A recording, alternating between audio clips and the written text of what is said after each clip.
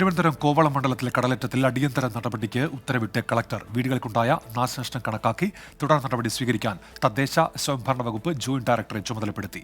വിശദാംശങ്ങളുമായി ഇപ്പോൾ A V Jaishankar തിരുവനന്തപുരത്ത്. ജയശങ്കർ, വിവരങ്ങൾ. അതായത് ഉന്മേഷ്, ഇന്നലെ വൈകുന്നേരം ഉണ്ടായ കടൽക്ഷോഭവുമായി ബന്ധപ്പെട്ട അടിയന്തര നടപടി സ്വീകരിക്കാനാണ് തിരുവനന്തപുരം ജില്ലാ കളക്ടർ നിർദ്ദേശം നൽകിയിരിക്കുന്നത്. കടലാക്രമണം മൂലം അടിഞ്ഞുകൂടിയ മാലിന്യങ്ങൾ തദ്ദേശ സ്വയംഭരണ സ്ഥാപനങ്ങൾ നീക്കം ചെയ്യും. ഇതുമായി ബന്ധപ്പെട്ട നിർദ്ദേശം കളക്ടർ നൽകി. ഒപ്പം വീടുകൾക്കുണ്ടായ നാശനഷ്ടം കണക്കാക്കി തുടർ നടപടികൾ സ്വീകരിക്കാൻ തദ്ദേശ ഭരണ വകുപ്പ് ജോയിന്റ് ഡയറക്ടറെ കളക്ടർ ചുമതലപ്പെടുത്തി.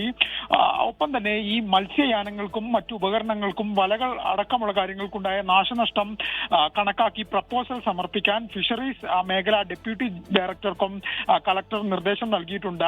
തെരഞ്ഞെടുപ്പ് സമയമായതിനാൽ പെരുമാറ്റച്ചട്ടങ്ങളെല്ലാം പാലിച്ചുകൊണ്ട് തെരഞ്ഞെടുപ്പ് കമ്മീഷന്റെ കൂടി അനുമതിയോടുകൂടിയാണ് ഇത് സംബന്ധിച്ച നടപടികൾക്ക് കളക്ടർ ഉത്തരവിട്ടിരിക്കുന്നത്.